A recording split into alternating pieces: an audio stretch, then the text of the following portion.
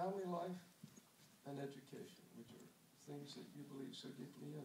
Herb, that's a good speech. I believe it.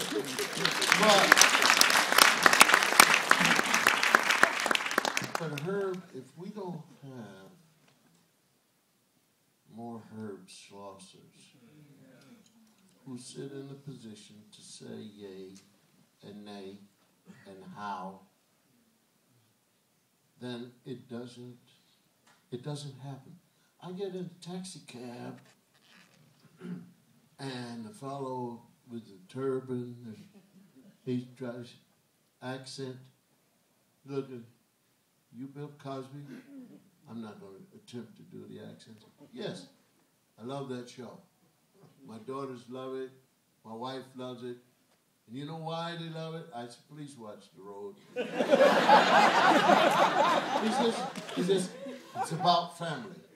It's about family.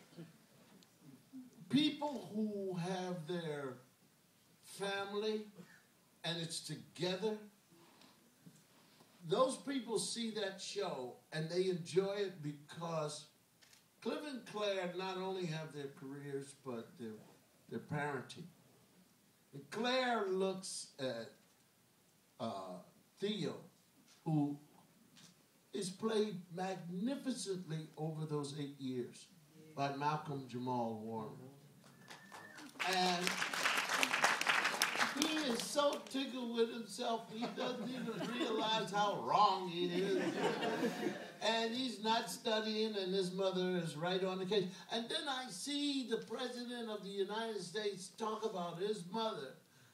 And I'm laughing because he said his mother, he was whatever old, and he didn't do his homework right, and his mother brought it over and says, so forth and so on, and he's pouting and trying to show her how much he doesn't like it.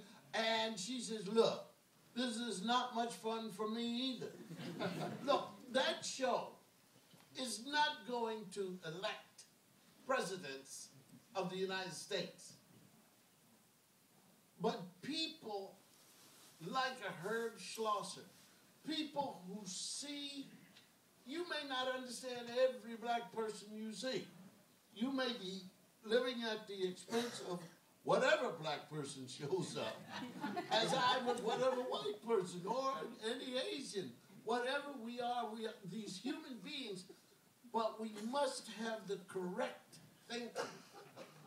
Racism is a waste of time.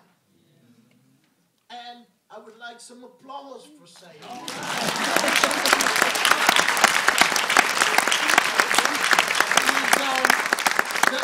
the fact that this Tartikoff fellow put this on, TV was moving into a time when they were, depending on if you're high jumping or doing the limbo, they were lowering the bar or raising it.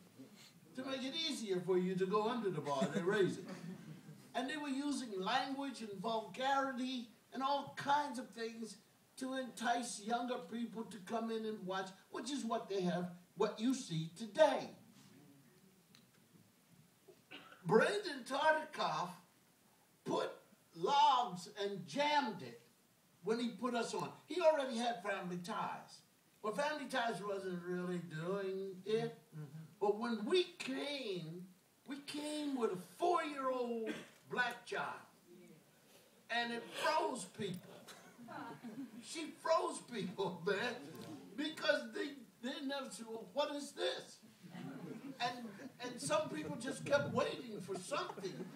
But then they began to fall in love because we were doing family things. Right. Brandon Tartikoff left us a legacy. He died of leukemia, I believe. Yeah.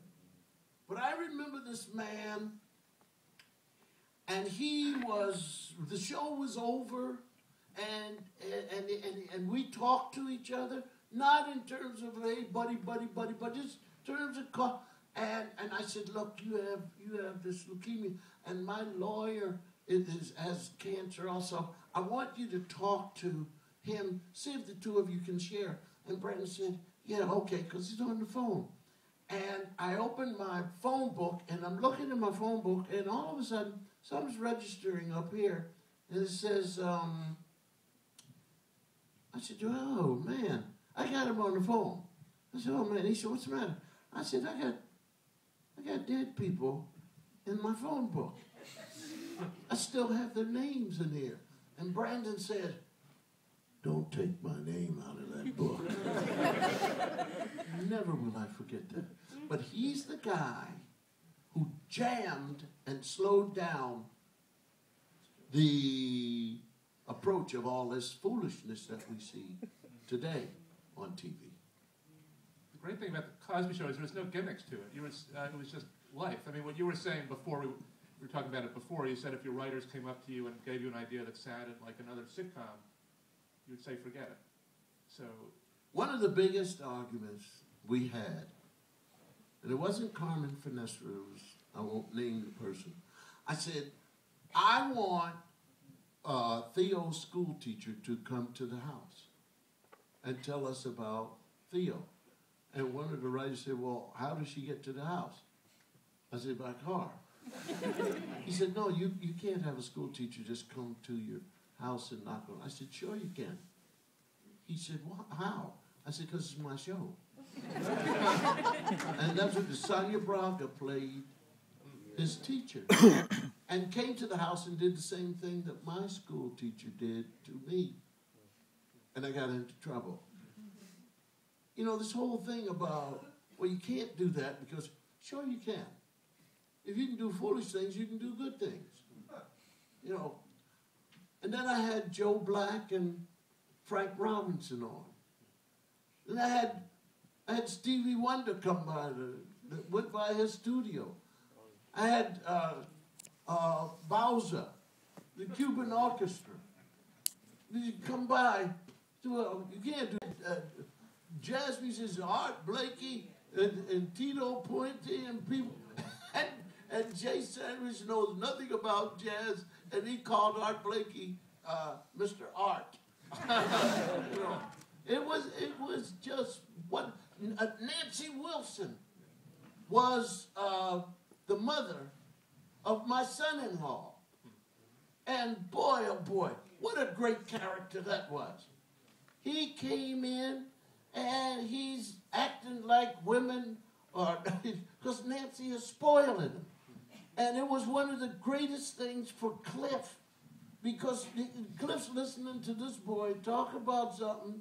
He has no idea what he is getting into as a man versus woman and husband versus wife. And he's trying to help him. And it was so wonderful when we had the anniversary party and Cliff found this guy who could make callaloo soup.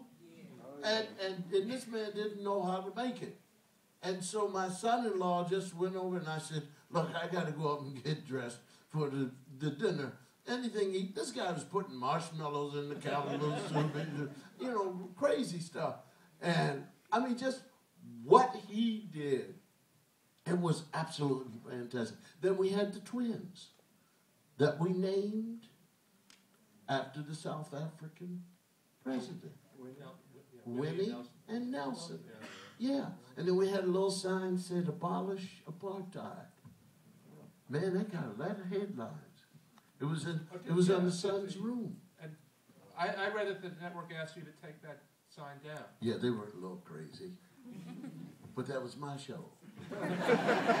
They were afraid they would offend the pro-apartheid audience? Hey, wait a minute. It's not a done deal. Right. It's not a done deal, man. I mean, it's just people worried about this. And then I said, it stays. I didn't say, if it comes down, I walk. I said, it stays.